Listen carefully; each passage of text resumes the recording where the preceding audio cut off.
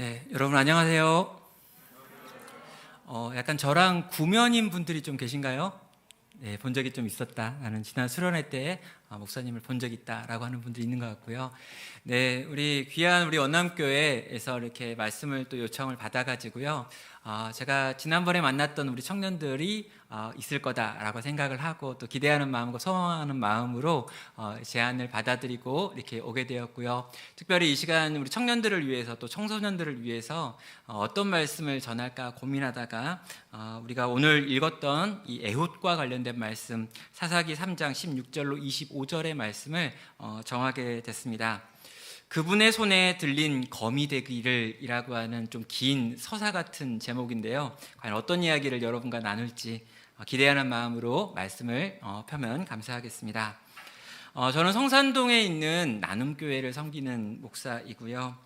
특별히 이제 7년 정도 교회를 지금 담임하고 있는 상황이고, 그 전에 있었던 12년 동안의 사역의 시간 동안 우리 청년들을 대상으로 사역을 했습니다. 7년 지난 담임 목회를 하던 중에도요, 계속해서 청년들하고 말씀을 나누는 일을 정기적으로 또 비정기적으로 하고 있기도 하고요. 거의 20년 가까운 시간 동안 청년들을 대상으로 사역을 하면서 제 마음에 요즘 우리 청년들 진짜 어렵겠다라고 하는 생각이 너무 많이 듭니다. 제가 지난 수요일인데요, 수요일 오전에 우리 교회 한 성도랑 이렇게 신방을 하게 돼가지고 좀 대화를 나눈 시간이 있었습니다. 그 성도는 12년 동안 열심히 주방에서 일을 하고 기술을 배워가지고 번 돈으로 2년 전에 식당을 차렸죠. 동네에서 식당을 꽤 잘 이렇게 차리고 또 요리를 굉장히 잘하셨기 때문에 손님이 계속 있었고, 그래서 코로나가 와도 이분은 괜찮겠다라고 하는 생각을 했습니다. 그런데 지난 2월까지 식당을 하고 별로 건진 것 없이 식당을 다 인수해버리고 다 팔아버리고 이제 놀게 되었다라고 하는 이야기를 저하고 그 이야기를 수요일 날 오전에 했습니다. 처음에는 괜찮다고 또 기회가 있겠지요 이렇게 이야기하면서 좀 이렇게 차분차분하게 이야기를 풀어가시다가 마지막쯤 돼가지고요, 갑자기 그분이 펑펑 울기 시작했습니다. 16시간 동안 식당에서 일하면서 모았던 돈인데 그렇게 열심히 수고하고 애써서 벌었던 돈으로 사업을 시작했으면 하나님께서 복 주셔야 되는 거 아닙니까? 정말 열심히 기술을 배우고 준비해가지고 이렇게 사업을 시작했고 처음엔 꽤 잘 되는 것 같아가지고 기쁘기도 했는데, 이렇게 우리가 어찌할 수 없는 질병의 문제 앞에서 영업시간이 줄어들고 줄어든 영업 때문에 사람들이 모이지 못하는 상황이 오래 반복되고, 그리고 2021년까지도 적어도 상반기, 중반기까지는 이런 일들이 계속될 거다라는 말을 들을 때 더 이상 이 식당을 유지할 수 없더라는 것이죠. 그분이 저에게 이렇게 묻는 거예요. 하나님을 믿고 섬기고 열심히 살면 하나님 복 주셔야 되는 거 아닙니까? 라고요. 그런데 제가 그분에게 뭐라고 딱히 위로할 말을 찾기가 어려웠습니다. 여러분은 어떠십니까? 여러분은 괜찮으신가요? 여러분은 평안하십니까? 많은 분들이 이야기를 하더라고요. 청년들이 취업하기가 대단히 어렵다, 뽑는 자리가 없다라고요. 그리고 이제 직장에서도 이 청년 세대라고 불려지는 이 젊은 그룹을 뽑아가지고 처음부터 일을 가르쳐가면서 새롭게 일을 시작하는 것보다는 중년에 해당하는 40대들한테 더 많은 일을 맡기면서 신입 사원을 뽑지 않는 것이 더 전략적이다라고 하는 이야기들을 하시는 분들이 있었습니다. 뭔가 사회에 진출을 해야 일을 해볼 텐데, 거기서 열심히 준비한 여러분의 날개를 펼쳐볼 텐데 그렇게 하기가 너무나 어려운 때가 지금이라고 하는 이 시기고, 나 한 사람이 좀 열심히 안 해서, 나 한 사람이 준비가 덜 돼서라고 하기보다는 전 세계적으로 동일하게 느끼는 낙심이고 낭망이기 때문에 과연 어떻게 여기서 우리가 답을 찾아야 되는지 궁금한 거죠. 거기다가 우리들의 문제 중에 하나는 뭐냐면 우리가 그리스도인이라고 하는 부분입니다.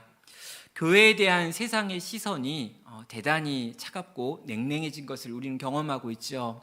우리가 예배를 드리러 간다라고 하는 말을 하는 순간 우리를 향해서 날카롭게 쏘아보며 아직도 그런 걸 믿는 사람이 있냐라고 하는 방식으로 반응하는 이들이 점점 많아지고 있는 시간을 경험하고 있기도 해요. 개인뿐만 아니라 교회들도 많은 어려움을 경험하고 있습니다.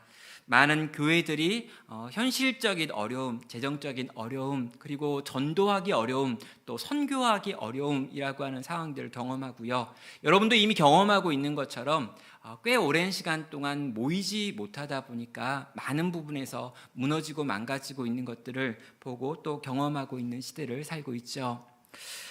굉장히 막막하고 답답하며 과연 답이 어디에 있을까라고 하는 질문이 자연스럽게 나오는 때를 여러분 살고 있습니다. 자, 이런 시기를 살아가고 있는 우리들에게 과연 어떤 말씀이 필요할까라고 생각하다가 사사기의 본문을 가지고 여러분과 나누고 싶었습니다. 왜냐하면 이 사사들이 살았던 이 사사기의 세계가 어쩌면 오늘 우리가 경험하고 있는 이 세상과 대단히 닮아 있기 때문이죠.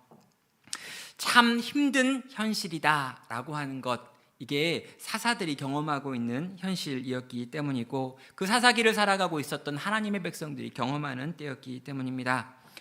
특별히 오늘 본문에 보면은요, 이 모압 왕 에글론이라고 하는 왕이 지금 이 이스라엘을 침략해가지고 이 이스라엘의 일부 지역을 통치하고 다스리고 있습니다. 그리고 이렇게 핍박당하고 통치받고 있는 식민지 백성으로 살고 있었던 이 이스라엘 가운데 한 사람 에훗이 일어나 가지고요, 그 점령하러 온 왕을 죽이는 이야기가 오늘 본문에서 우리가 읽었던 내용이죠.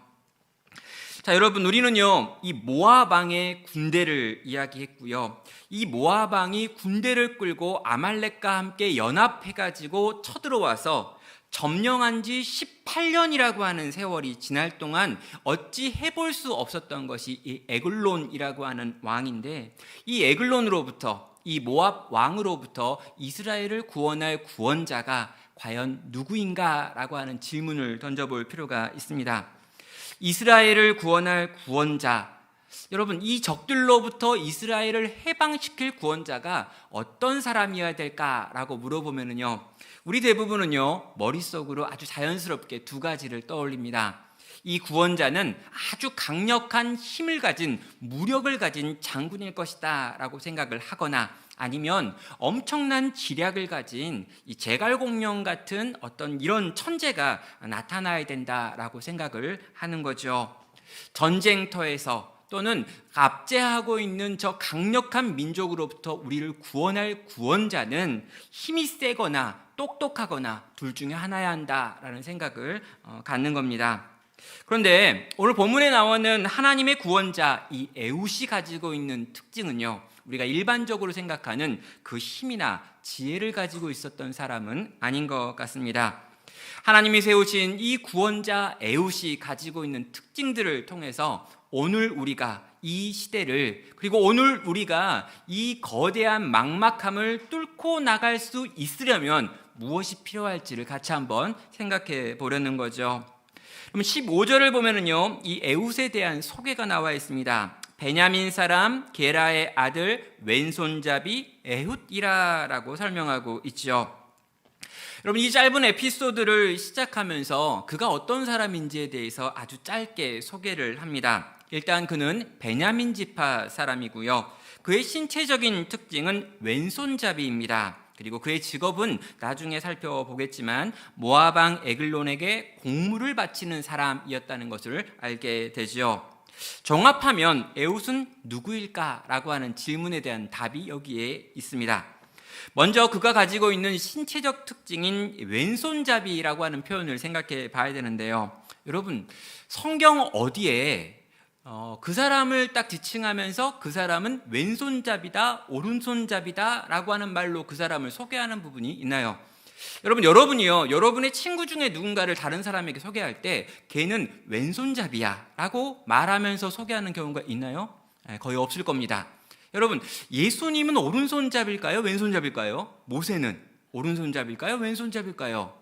여러분, 그런 부분에 대해서 성경은 전혀 기록하지 않습니다. 왜냐하면 사람의 특징을 구분할 때 왼손잡이, 오른손잡이로 구분하는 경우는 없기 때문이죠. 그런데 굳이 오늘 본문에서 에웃을 소개하면서 그는 왼손잡이다라고 하는 말이 나와 있는 이유는 뭘까요? 자, 원어를 좀 보면은 이 부분이 좀 이해하기 좋은데요. 여기 왼손잡이라고 번역되어 있는 이 원어의 내용이 오른손의 사용이 제한된 또는 오른손의 사용이 묶인이라고 하는 의미를 갖고 있는 히브리어 단어입니다. 다시 말하면은요, 왼손잡이가 된 이유가 오른손을 사용할 수 없었기 때문이다라고 밝히고 있는 거죠. 그는 신체적인 장애를 가지고 있었던 겁니다.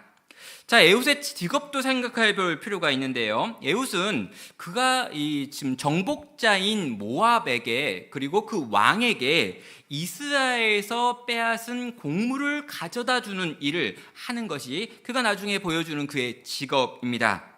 자, 에웃이 하는 일을 생각해 보면은요, 그것이 그에게 부를 챙겨주고 생계를 유지시켜 줄 수는 있지만 이스라엘 백성들이 보기에 이 에웃은요 전혀 그들의 리더가 될 수 없는 사람이고 매국노이고요. 우리 신약 시제에 나오는 이 세리들이 가지고 있는 역할과 비슷한 역할을 했다라고 하는 것을 알게 됩니다. 에웃은 먹고 사는 데는 문제가 없었을 수 있습니다. 그러나 이 이스라엘 사회 속에서 그는 사회적으로 완전히 장애를 가지고 있는 상태였다는 것이죠. 그는 신체적인 장애를 가지고 있습니다. 사회적으로도 장애를 가지고 있습니다. 마지막으로요, 이 두 가지 때문에 에웃에게 생기는 또 다른 종류의 장애도 있지요. 신체적인 장애가 만약 선천적인 거라면 에웃은 날 때부터 신의 저주를 받았다라고 하는 이 타이틀을 달고 다녔어야 할 것입니다.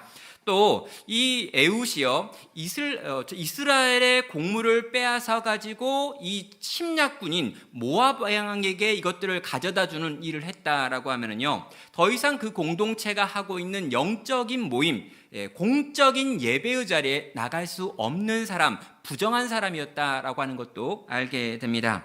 다시 말해서 그는 영적인 장애까지 가지고 있는 사람인 거죠.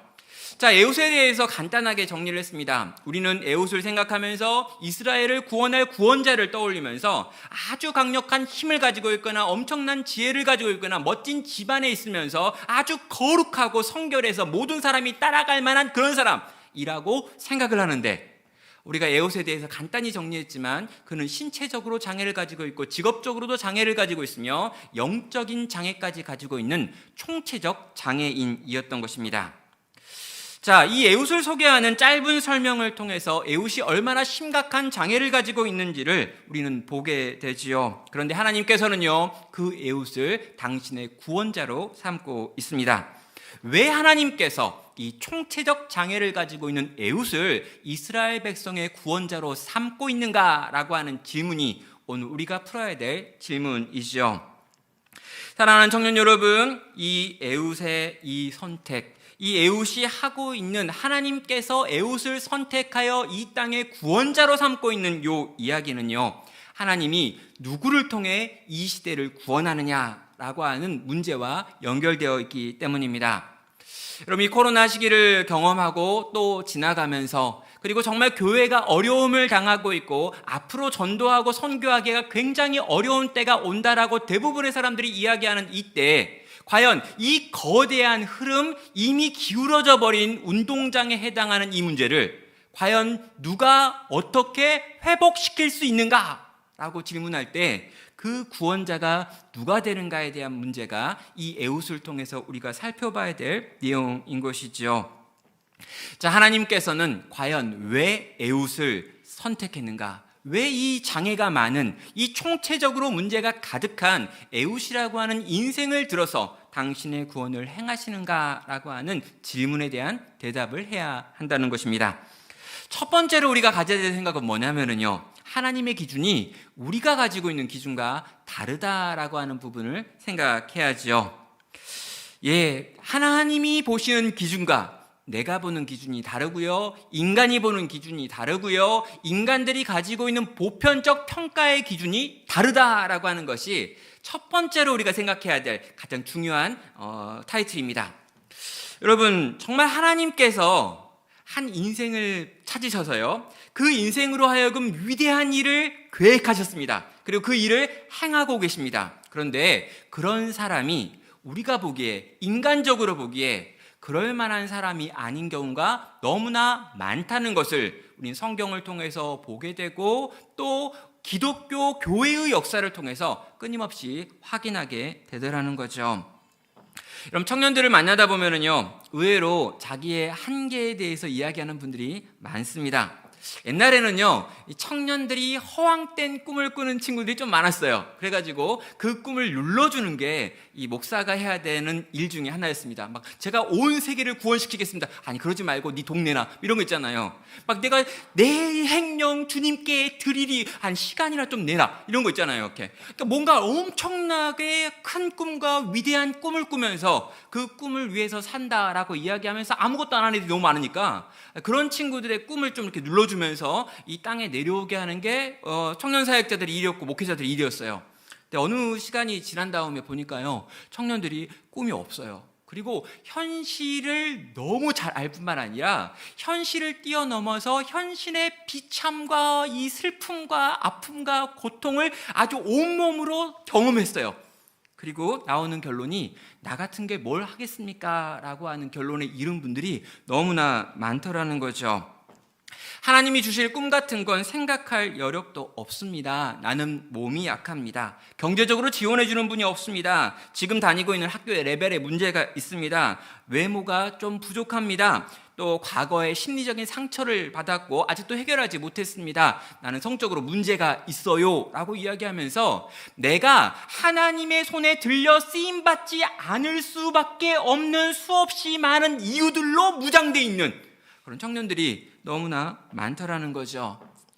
여러분, 세상이 공평한가요? 여러분, 공평하지 않습니다. 여러분 중에 한 중학생 정도 있으면 중학교 또 고등학교 1학 아니에요. 요즘 고등학생도 다 아주 알죠. 중학생 정도만 돼도요, 세상이 공평하다라고 하는 말에 뭔가 문제가 있다라는 걸 좀 느껴요. 그런데 여러분, 이미 여러분이 청년이고 성인이라면 이 세상이 공평하지 않다라고 하는 걸 이미 경험하셨고 완벽하게 온몸으로 체득하고 있을 거라고 생각합니다. 어떤 사람들은요, 많이 가지고 시작합니다. 어떤 사람은 정말 없이 가지고 시작하기도 하죠. 어떤 사람은 마이너스로 시작하기도 합니다. 그게 이 땅의 현실이죠.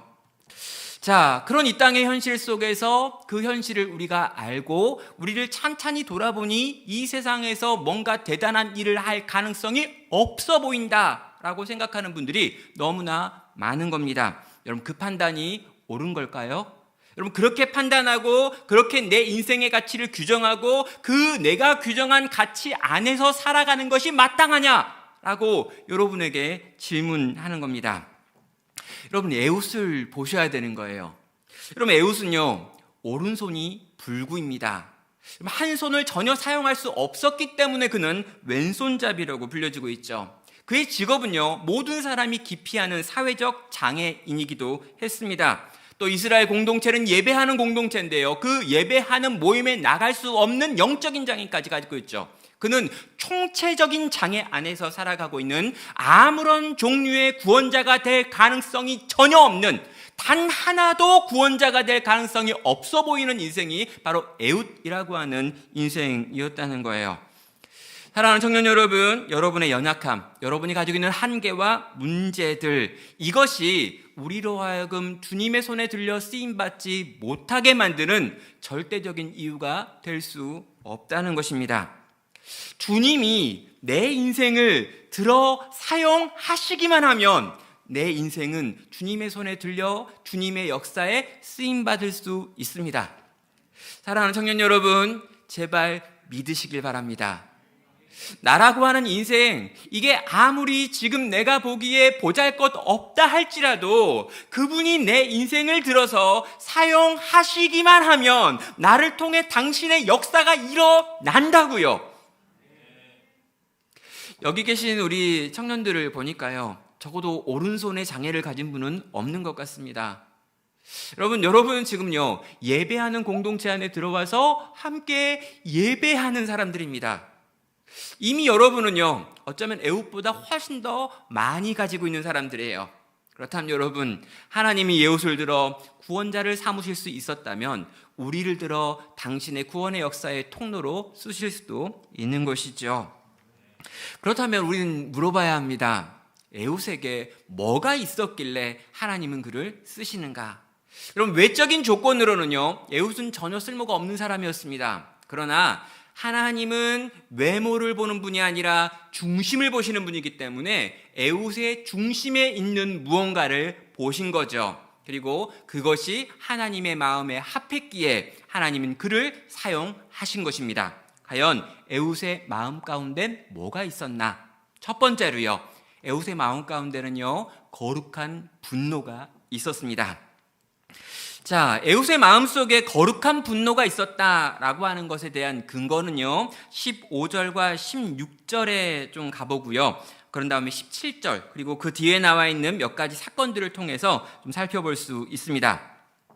여러분, 15절과 16절을 보면은요, 에훗이 곡물을 바치러 가는 길에 오른쪽 허벅지에 준비한 칼을 숨겼습니다. 에글론에게 가가지고 에글론을 죽일 생각을 그때 한 거죠. 그리고 에글론에게 곡물을 바쳐요. 그리고 나온 다음에 자연스럽게 에글론이 곡물을 가지고 있을 그때 칼을 뽑아가지고 에글론을 찔러야 했습니다. 그런데 보면은요, 거기서 에글론을 칼로 찌르지 않아요. 곡물을 다 전달한 다음에 이 에훗은 일행과 함께 돌아가 버립니다. 왜 그런 걸까요? 지금 거사를 준비했어요. 거사를 준비한 다음에 심지어 칼을 허벅지에 차기까지 했습니다. 그러면 작업 들어가야죠. 그런데 그날 칼까지 차고 갔는데 이 에글론을 보고 에글론에게 곡물을 바친 다음에 에훗은 돌아서 가지고 지금 집을 향해 걸어와 버렸다는 거죠. 왜 그랬는가?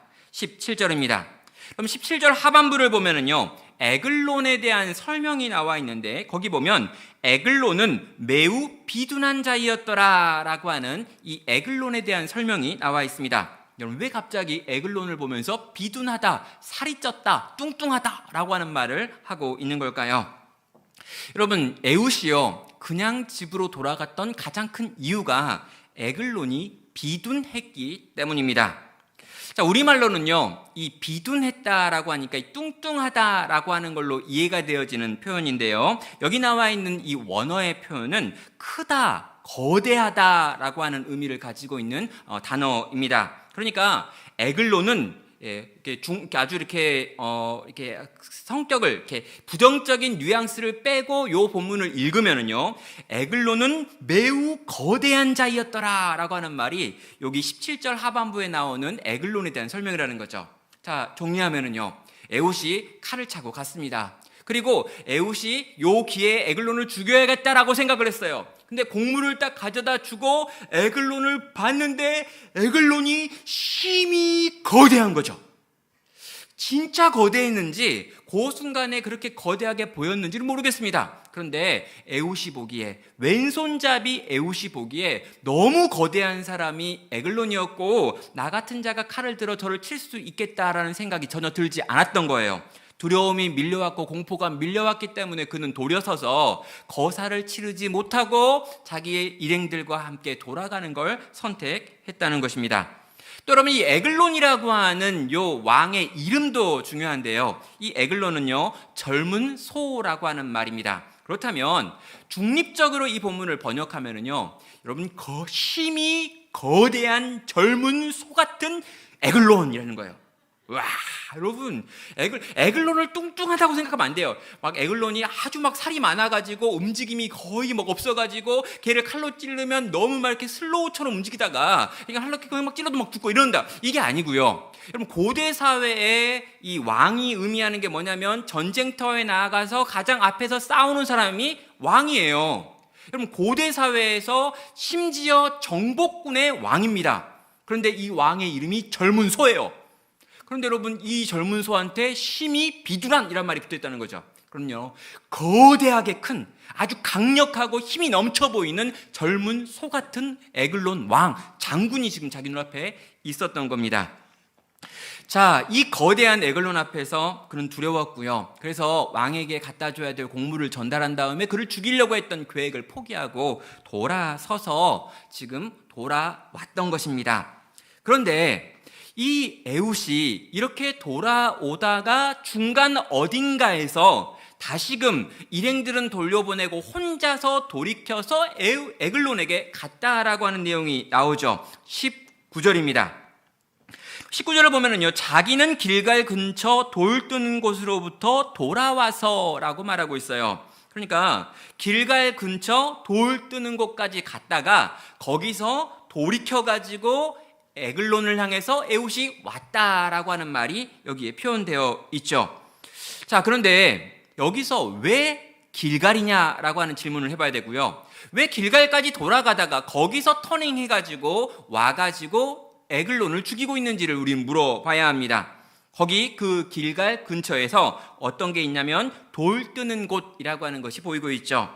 여러분, 돌 뜨는 곳이라고 하는 이 표현도 우리말 성경에서 너무 이렇게 정말 중립적으로 표현한 거예요. 여러분, 이스라엘 사람들이 가나안 지역에 살 때 돌을 뜬다라고 하는 표현이 유일하게 쓰여지고 있는 건 뭐냐면 우상을 만들기 위하여 돌을 깎고 있는 곳을 사용할 때 쓰는 표현이 돌 뜨는 곳이라고 하는 표현입니다. 그러니까요, 지금 이 에훗이요 돌아오고 있어요. 에글론이 너무 무서웠어요. 부들부들 떨면서 난 못하겠어 라고 오고 있었어요. 그런데 그렇게 가다가 길갈에 왔더니 그 길갈에 있는 이 요단강이 흐르고 있는 길갈 그 근처에 돌들이 있는데 그 돌들을 깎아가지고 수없이 많은 우상을 만드는 우상들의 공작 앞을 지나다가 에훗이 나는 여기서 다시 에글론 향해 가야겠다라고 돌이켜 온다는 거죠. 그럼 길갈이 뭡니까? 그럼 길갈은요, 여호수아가 요단강을 건넌 다음에 이스라엘 온 백성과 함께 이 할례를 행했던 곳이에요. 그러니까 이 애굽의 모든 수치가 굴러갔다. 이제 애굽에서 우리가 살았던 그 모든 종의 흔적들을 다 지워버렸다라고 하면서 모든 것이 굴러갔다라고 하는 의미의 길갈이라고 하는 이름을 바로 거기다 붙였습니다.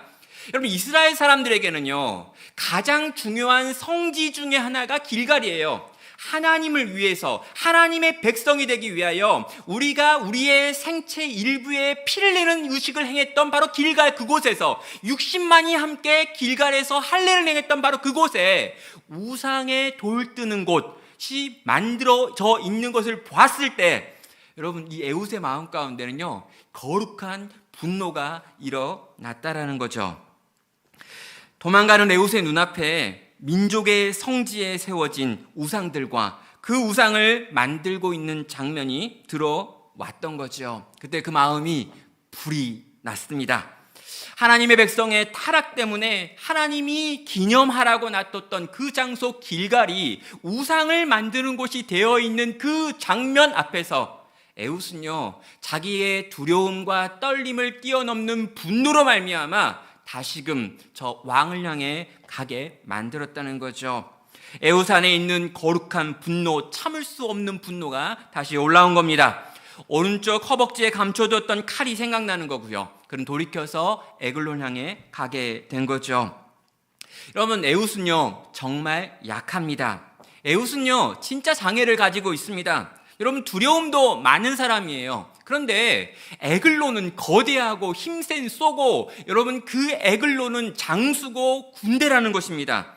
여러분, 그가 이 에글론을 에훗이 죽일 수 있는 가능성은 거의 없어 보여요. 그런데 이 에훗은 돌이켜서 다시금 가지요. 왜요? 그 마음 가운데 있는 거룩한 분노가 그로 하여금 발걸음을 옮기게 만든 것입니다.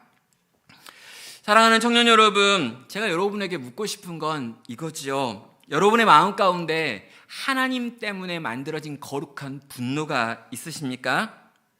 정말 하나님 나라가 약해지고 있고 부서지고 있고 무너지고 있는 것에 대한 슬픔이 여러분의 마음에 있으신가요? 하나님 나라 백성들이 세상 나라 백성들에게 주눅들어 살아가고 있는 이 땅에 지금 이 현실에 대한 아픔이 있으십니까? 이 땅의 교회를 향해 수없이 많은 사람들이 욕을 하고 교회와 관련돼 가지고 수없이 많은 부정적인 댓글이 달리고 있는 상황들을 보면서 여러분 이 모든 상황 때문에 고통스러우십니까? 그리고 이 모든 상황을 제발 좀 뒤집어 엎어달라는 하나님을 향한 소리가 여러분 가운데 있으십니까? 거룩한 분노가 있으신가요? 여러분, 이 분노가요, 세상을 향한 분노만을 의미하는 게 아닙니다. 여러분, 이 분노의 중에 일부는, 아니 더 중요한 분노는요, 우리 자신들을 향한 것이고요, 이 땅의 교회를 보면서 하는 분노여야 되는 거죠. 도대체 하나님을 믿는다고 하는 사람들이 왜 저렇게밖에 못 사나? 왜 하나님을 믿는다고 하는 공동체들이 저렇게밖에 못하는가에 대한 고통도 우리에게 있습니다. 또 여러분, 우리도 봐야 돼요. 우리도. 여러분, 우리의 신앙과 우리의 열심과 우리가 살아가는 삶의 방식 속에서 여러분, 질병이 와서 그 질병으로 말미암아 모이지 못하는 1년밖에 지나지 않았음에도 불구하고 이렇게나 믿음이 연약해져 있고 이렇게나 아프고 이렇게나 약해져 있는 우리 자신들을 볼 때도요, 우리는 분노할 수밖에 없다는 것이죠. 사랑하는 청년 여러분, 우리 안에 거룩한 분노가 회복되기를 바랍니다. 정말 아파하시길 바랍니다. 이만큼밖에 못 사는 우리 때문에 고통스러워하시기 바랍니다. 이 정도밖에 못하는 우리 때문에, 이 정도밖에 견뎌내지 못하는 우리들의 이 실존 앞에서 아파하고 상해하고 화가 나는 여러분이 되시면 좋겠어요. 제발 여러분, 여러분의 상태 때문에 화를 내십시오. 여러분, 누가 우리의 목에 칼을 들이댔나요? 여러분, 누가 우리를 바라보면서 너의 먹을 것을 다 빼앗아 버렸거나 감옥에 가둬버렸나요? 여러분, 실제 그런 일들이 일어나지도 않았음에도 불구하고 왜 우리의 마음은 이렇게나 처참하게 전혀 아무것도 소리낼 수 없는 상태로까지 전락해버린 걸까요? 그게 정상일까요? 우리는요, 이 땅에 있는 이 문제들을 가지고 진지하게 아파야 합니다. 그리고 분노해야 합니다. 여호와 하나님의 영광이 땅에 떨어진 이 땅의 현실 앞에서 분노해야 되고요, 그 떨어진 이 하나님의 영광을 보고서도 전혀 움직이려 하지 않는 우리들의 실존 때문에 화를 내야 한다는 거죠. 이 거룩한 분노가 이 귀한 청년 공동체 가운데 다시금 회복되기를 주의 이름으로 축원합니다. 이사야 6장 8절에서요, 하나님께서 이렇게 말하죠. 내가 누구를 보내며 누가 우리를 위하여 갈꼬. 여러분, 이건요, 탄식입니다. 하나님께서 이 땅에 있는 하나님 나라 백성들이 들으라고 그 백성들을 바라보시면서 내가 누구를 보낼까? 우리를 위하여 누가 갈까? 라고 지금 탄식하는 거죠. 예, 갈 사람이 없어 보인다는 거예요. 그리고 이렇게 하나님께서 하시는 탄식을 들은 이사야가 내가 여기에 있습니다, 나를 보내달라라고 요구하고 있습니다. 하나님께서는 그 이사야를 사용하셔서 이 이스라엘 공동체, 꺼져가는 이 이스라엘 공동체를 향한 마지막 메시지를 증거하는 데 사용해 주셨던 것이죠. 사랑하는 청년 여러분, 여러분의 마음 가운데 거룩한 분노가 회복되고 그 분노가 여러분으로 하여금 다시금 일어날 힘을 공급하며 다시금 돌이켜서 저 에글론을 향해 움직일 수 있는 용기를 불어넣어 주시기를 주님의 이름으로 축원합니다. 자, 이 시대의 구원자에게 필요했던 두 번째는요, 그 거룩한 분노에 이어가지고 그 분노를 구체화시킬 수 있는 노력이라고 하는 요소가 있습니다. 자, 에훗은 무너진 길갈의 12기둥 앞에서 돌이켰습니다. 두려움으로 인하여 꺼져버릴 것 같던 불이 다시금 타올랐죠. 그리고 한 자루의 칼을 들고 한 자루의 칼이 되어 에글론을 향해서 나아가고 있습니다. 여러분, 에글론을 향해서 걸어가는 이 에훗의 모습, 그는 지금 심하게 분노하고 이 분노로 인하여 움직이고 있지만 그는요, 그 뜨거워진 마음을 차갑고 냉철한 머리와 함께 움직이고 있더라는 거예요. 그의 오른쪽 허벅지에는요, 한 자루의 검이 숨겨져 있습니다. 여러분, 성경을 보면요, 그 검의 길이가 45cm 정도 되었다라고 나오고요, 좌우에 날선 반듯한 검이었다라고 하는 표현이 있죠. 그런데 여러분, 이 검은요, 그 당시 청동기 시대의 고대 근동이라고 하는 그 지역에서 나는 칼들과 완전히 다른 모양이었습니다. 이야기를 왜 하냐고요? 여러분, 이 청동기 문명 속에서요, 칼을 제대로 뾰족하게 만들고 양쪽에 날을 만드는 게 거의 불가능했습니다. 그래서 그 당시에 전쟁 때 쓰여지고 있는 청동기 시대의 칼들을 보면은요, 대부분 낫칼이라고 불려지는 칼이에요. 낫처럼 생겼다는 거죠. 그래서 이걸로 찔러서 상대방을 죽이는 게 아니라 이렇게 생겨가지고요, 이 끝이 뾰족해서 이걸로 때려서 죽인다거나 이걸로 이렇게 찔러서 이렇게 찌르는 게 이렇게 어떻게 했죠? 이렇게 낫 같은 걸로 찍어가지고 죽인다라고 하는 느낌의 칼이 그 당시에 쓰여졌던 고고학적으로 증명되어지는 대부분의 칼들의 모습이었습니다. 그런데 지금 이 에훗은요, 당시 사람들이 가지고 있는 칼과 전혀 다른 모양의 칼을 가지고 지금 이 에글론을 죽이러 가고 있다는 거죠. 왜 그런 걸까요? 일반적으로 사용되어지는 칼을 감춰가지고 거기에 들어가서 이 에글론을 죽일 수 있는 방법이 없다라고 하는 판단이 에훗에게 있었던 겁니다. 여러분, 칼은요, 기본적으로 타원을 그리기 때문에 어딘가에 숨기기가 굉장히 어려워요. 그리고 이 낫칼로 상대방에게 치명타를 입히려면 휘둘러야 되는데 그 휘두르는데도 시간이 걸릴 수 있다는 거죠. 그래서 정확하게 이 암살을 위한 칼을 하나 만들어야겠다라고 생각해가지고 에훗은 이 시대에 있지도 않았던 칼을 만들어서 차고 숨겨가지고 가서 에글론을 죽이고 있는 것입니다. 에훗이 45cm짜리 좌우에 날선 직선으로 된 검을 가졌다라고 하는 말의 의미가 뭐냐라고 묻는 거죠. 그는요, 그런 검을 스스로 제작하고 있었던 것입니다. 두 번 찌를 것을 고려하지 않습니다. 감출 수 있어야 했습니다. 전혀 예측할 수 없는 곳에서 튀어나와야 됐고 단 한 번으로 상대방을 죽일 수 있는 종류의 칼을 만들어야 했던 거지요. 그는 무기를 연구했고요, 그것을 만들었고요, 그것을 감춰가지고 지금 에글론을 향해 나아가고 있는 겁니다. 여러분, 자기보다 거대한 에글론, 전투에 익숙한 에글론입니다. 항상 주변에 호위병이 있습니다. 여러분, 이 모든 상황 속에서 어떻게 하면 에글론을 내가 죽일 수 있는지에 대하여 여러분, 에훗은 끊임없이 생각하고 고민하고 여러 가지 가능성들을 열어놓고 그것들을 철저하게 계산해서 그가 할 수 있는 방법을 찾아내서 그 방법을 가지고 에글론을 향해 가고 있다는 거죠. 그 모든 수고의 결과로 만들어진 게 에훗이 들고 있는 이 검입니다. 그런데요, 이 검을 만들어 챙겨가고 있는 에훗 자체도 이미 한 자루의 검이 되어 만들어져 있던 거죠. 청년 여러분, 오늘날 이 기독교에 아주 잘못되고 이상한 생각 중에 하나가 뭐냐면요, 하나님께서 성령을 부어주시기만 하면, 성령에 충만해지기만 하면 한순간에 모든 걸 뒤집을 수 있는 사람이 될 수 있을 거다라고 생각을 하는 건 역시 저는 잘못된 오류라고 생각합니다. 갑작스럽게 어제까지는 아무것도 아니었는데 성령의 충만을 경험하기만 하면, 뭔가 뜨거운 걸 체험하기만 하면 한순간에 다 뒤집어질 것이다 라고 생각하는 그런 종류의 생각이 우리로 하여금 준비하고 애쓰고 수고하지 못하게 만들었다는 생각이죠. 여러분, 제가 아는 기독교는요, 결코 그런 이상적인 종교가 아닙니다. 여러분, 기독교는요, 고민하는 종교입니다. 생각합니다. 결단합니다. 그리고 준비합니다. 여러분, 다윗이 골리앗과 싸웠다는 거 되게 유명하죠. 여러분, 다윗이 골리앗과 맞서가지고 물매를 들고 싸워가지고 골리앗과의 싸움에서 이깁니다. 그런데 다윗이 골리앗과의 싸움에서 이기기 위하여 돌 한 개를 던졌다라고 하는 것에 주목하면 안 된다는 거죠. 여러분, 이 한 개는요, 다윗이 그 이전날 던졌던 수백, 수천, 수만 개의 돌의 결과였다는 거죠. 그럼 요 과정을 빼고, 요 과정을 무시하고 하나님께서 한 인생을 들어 사용하시기만 하면 그가 이전에 어떤 인생이었건 상관없이 한순간에 하나님의 역사에 쓰여질 수 있다라고 생각한다면 여러분, 우리는 잘못 생각하고 있는 거예요.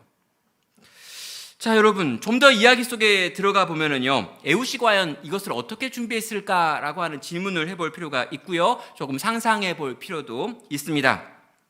자, 에훗은요, 에글론을 1대1로 만나야 합니다. 여러 명과 싸워가지고 에훗이 이길 수 없기 때문이죠. 그래서 이 에글론이라고 하는 왕의 신임을 얻어야 되죠. 얻기 위해서 어떻게 해야 될까요? 수치를 당하고 수모를 당하고 어찌하였건 간에 이 모압에게 충성하고 있는 것처럼 보이는 매국노가 되어야 하겠죠. 여러분, 수년 동안 그는 그 일을 하면서 민족의 자질구레한 것들을 끊임없이 고자질하기도 했어야 할 것입니다. 여러분, 이스라엘 사람들은 에웃을 향해 침뱉었을 것입니다. 에웃이 보면 사람들이 수군거렸을 것입니다. 그러나 이런 상황들을 다 감수하고 그 자기 민족이 하는 수치와 수모까지 다 경험하면서 이 에웃은 에글론이라고 하는 저 모압의 왕 젊은 소를 잡기 위한 방법에 대하여 준비하고 애썼을 것입니다. 그래서 19절에 가면은요, 왕에게 나아가 은밀한 일을 고하겠습니다 라고 이야기했더니 왕이 다른 사람들 다 나가 있어 라고 이야기하죠. 여러분, 요 한마디에 요런 답이 나오려면은요, 실제로 에웃이 이전에 왕의 마음을 얻기 위하여 엄청나게 많은 수고와 노력을 했다는 걸 우리는 상상할 수 있는 겁니다. 여러분, 에웃의 검은요, 단시간 내에 버려진 것이 아닙니다. 에웃은 이 기회를 얻기 위하여 수없이 많은 수치와 수모를 경했고 그것들을 통과했던 거죠. 에웃의 손에 들려있는 것만 검이 아니라 에웃이라고 하는 인생 자체가 검이 되어 에글론을 향해 나아가고 있었던 것입니다. 여러분, 21절과 22절을 보면요, 에웃은 단 한 번의 공격으로 거대한 에글론을 죽이는 장면을 보여주지요. 여러분, 오른손에 장애를 가지고 있던 에웃이 단번에 거대한 에글론을 죽이고 있습니다. 성경은 일부러 이 암살의 장면을 하나하나 아주 디테일하게 우리에게 묘사하고 있죠. 22절입니다. 칼자루도 나를 따라 들어가서 그 끝이 등 뒤까지 나갔고 그가 칼을 그 몸에서 빼어내지 아니하였으므로 기름이 칼날에 엉기었더라 라고 말합니다. 도대체 여러분, 칼로 찔렀으면 죽었다 이렇게 되는데 칼자루도 나를 따라 들어가서 그 끝이 등까지 나갔고, 이건 상상하라는 거예요. 여러분, 사사기의 이 기자가 사사기를 기록하고 있는 성령님께서 이걸 이렇게 기록했다면 여러분도 이 장면이 도대체 무슨 장면인지 여러분의 머리, 제발 삥 꽂으라고 있는 머리가 아닌 그 머리를 가지고 생각을 하면서 읽으라는 거죠. 칼자루가 나를 따라 들어갔다는 게 무슨 말일까? 그리고 그 끝이 등 뒤까지 나갔다는 게 어떤 말일까? 그가 칼을 그 몸에서 왜 안 뺀 걸까? 힘들게 만들어 놓고, 그리고 왜 기름이 칼날에 엉긴 걸까? 라고 질문하며 이 한 절을 읽어내셔야 되는 겁니다. 그런데 여러분, 정리하면 뭐냐면요, 한 방에 훅 갔다 라고 정리할 수 있죠. 그럼 22절에 있는 표현, 여기 보면 그 끝이라고 하는 표현이 나와 있는데 이 표현은 굉장히 점잖하게 번역을 한 거고요. 원래 원어로는 배설물을 의미합니다. 그러면 어떻게 번역해야 정상적인 번역이냐면요, 칼자루로 칼자루까지 들어갈 만큼 푹 칼이 들어갔어요. 그리고 칼이 너무 들어갔는데 이게 너무 아픈 거죠. 에글론이 깜짝 놀라고 너무 큰 충격을 받아가지고 배설물을 쏟아버린 거예요. 마지막에 관략근 조절을 못해가지고 그가 그 큰 등치를 가진 사람이 갑자기 뱃속에 있었던 모든 것들을 한꺼번에 뒤로 쏟아버린 거죠. 그래서 그것이 뒤까지 임했다라고 해가지고 그 배설물이 등 뒤에까지 나갔다라고 하는 말이 지금 여기에 기록되어 있는 거죠.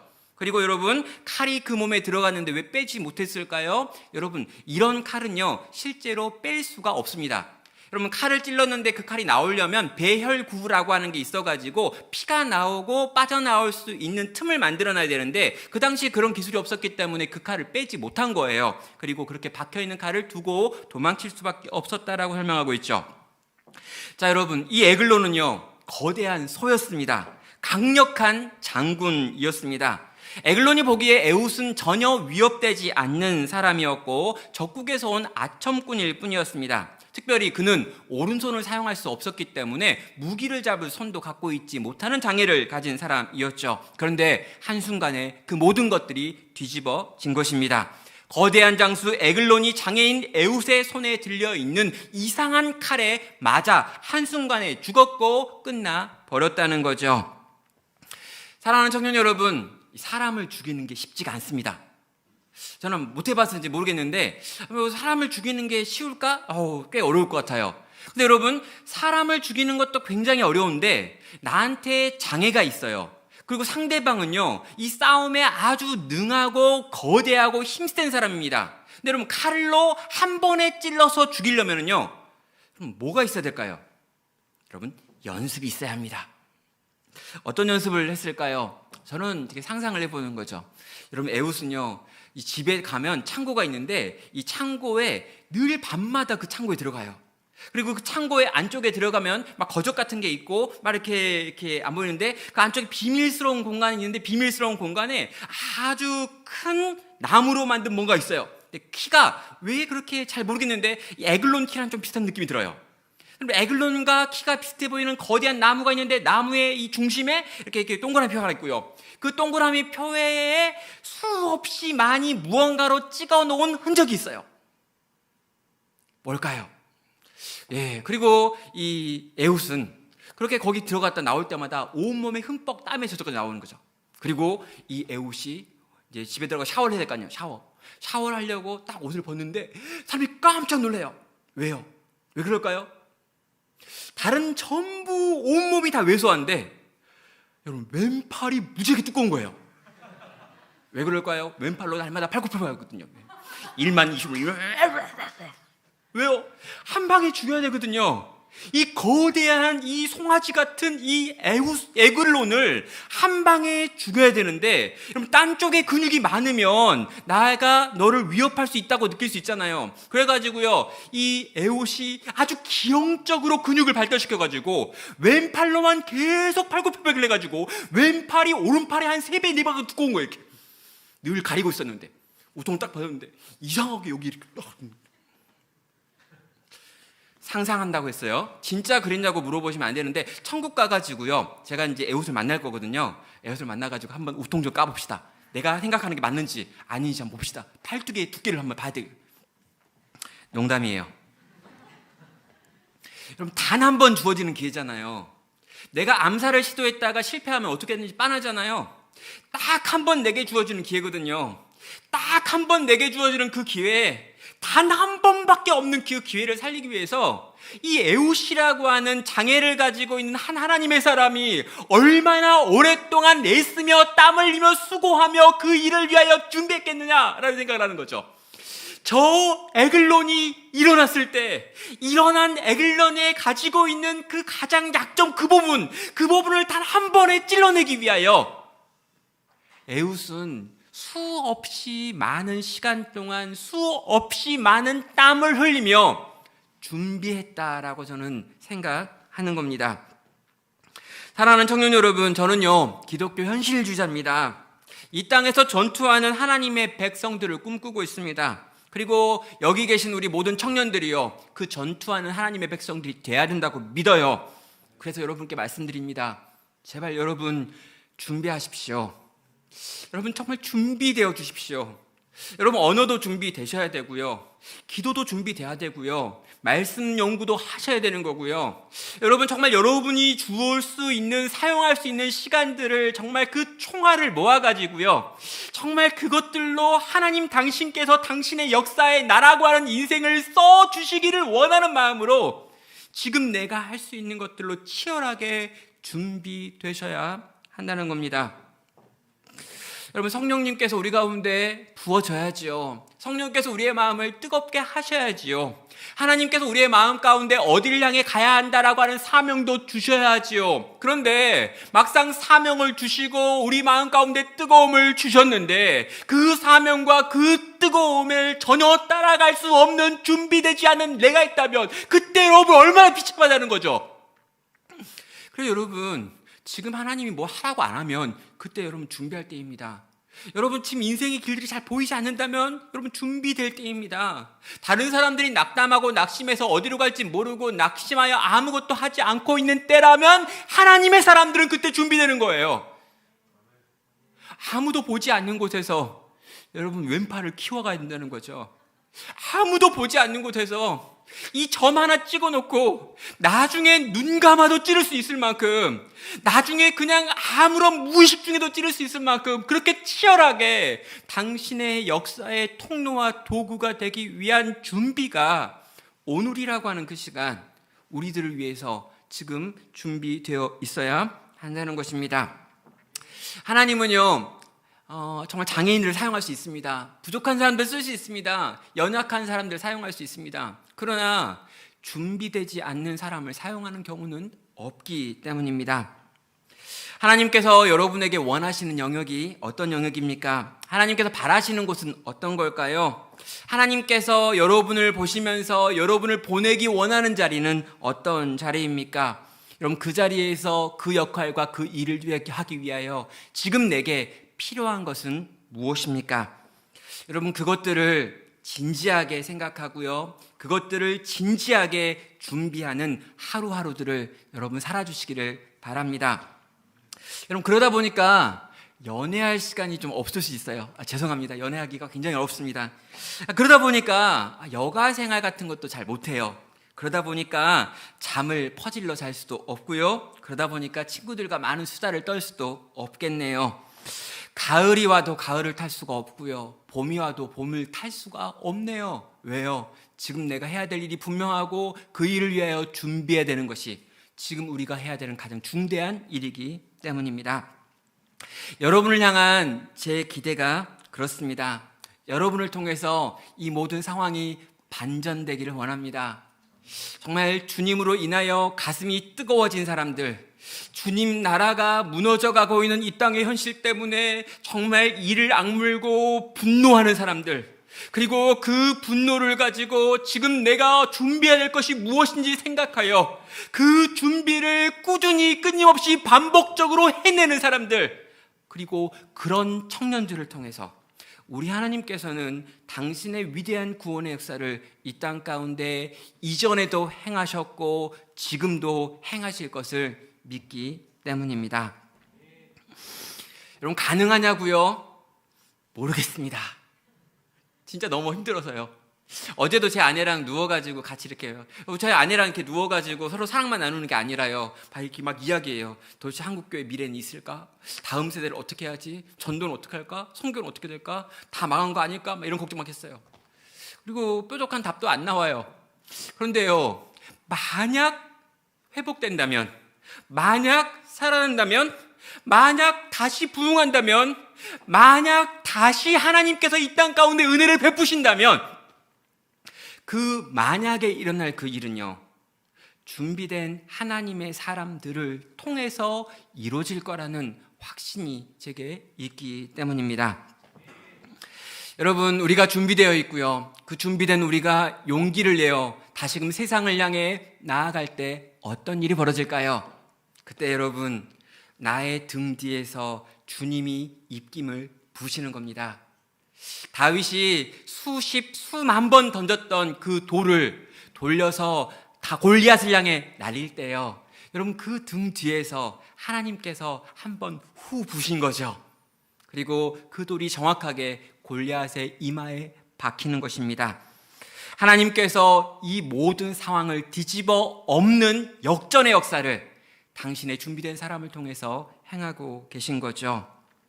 여러분, 24절에 이런 내용이 있어요. 에훗이 나간 후에 왕의 신하들이 와서 다락문이 잠겼음을 보고 가로되 왕이 필연 다락방에서 발을 가리우신다 하고 라고 말합니다.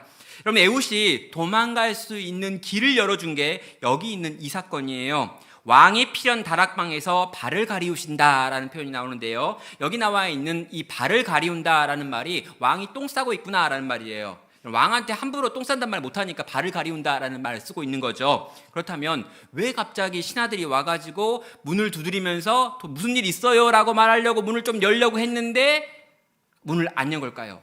예, 왕이 지금 똥을 싸고 있는 것처럼 똥냄새가 나기 때문이죠. 여러분, 왜 똥냄새가 났죠? 여러분, 칼날이 들어갔을 때 왕이 놀라가지고 똥 쌌기 때문입니다. 여러분, 이게 뭘 보여줍니까? 여러분, 이 에훗이라고 하는 한 인생을 하나님께서 보호하시기를 결정하셨어요. 그리고 어떡합니까? 에훗을 똥냄새로 덮으셔서 저로 하여금 살게 하시는 거죠. 그럼 하나님이 한번 쓰시려면 똥냄새를 쓰는 거예요. 앞에서 왜 똥 쌌을까 그랬는데 여기서 떡 나오는 거잖아요, 이렇게. 여러분, 이런 거 보면요, 우와, 우리 하나님 진짜 능력 있다는 생각이 드는 거죠. 아무짝에도 쓸모없는, 왜 이 소가 똥 쌌을까? 이 소 같은 애가 똥 쌌으니까 얼마나 똥을 많이 쌌을까? 왜 이 부끄러운 장면을 보여주시는 걸까? 이거 그냥 성경에 기록하지 않으면 안 될까? 그랬는데 왕이 발을 가리우신다, 그러니까 들어가지 말자. 그래가지고 에훗을 살리는데 이 에글론이 싼 똥을 쓰고 계신다는 거죠. 이게 우리 하나님이세요. 하나님은요, 모든 방법들을 동원해서 당신의 역사를 이룰 수 있습니다. 이 일에 쓰임받기 원하는 하나님의 사람들이 있다면이죠.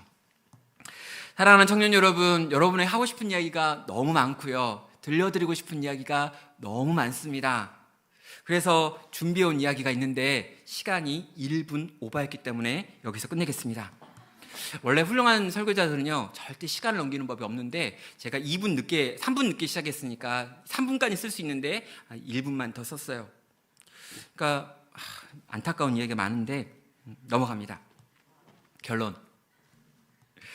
그러니까 제가 그 대학 때 예수님 만난 다음에 제 인생을 이렇게 결정했거든요. 정말 하나님의 손에 들린 인생이 되겠다. 하나님께서 정말 무너져가고 있는 이 땅의 현실 속에서 나라고 하는 인생을 통해 당신의 기적을 행해달라고 구했고요.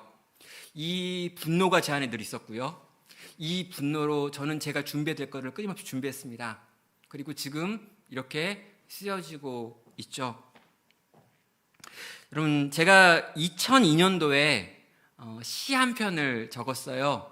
근데 그 시가 이 본문을 묵상하고 이 본문으로 설교문을 만든 다음에 썼던 시입니다. 혹시 반주를 해주시는데 되게 감동적이고 약간 비장한 반주, 비장하면서 슬프면서도 결단이 좀 있을 것 같은 그런 종류의 반주를 우리 반주자님께 부탁드려요. 배경음악이 중요해요. 비창 이런 거 말고요. 너무 비참하니까. 좋아요. 첫음이 마음에 들었습니다. 이제 시 한 편으로 설교 마무리하겠습니다. 그분의 손에 들린 검이 되기를. 명검이 있답니다.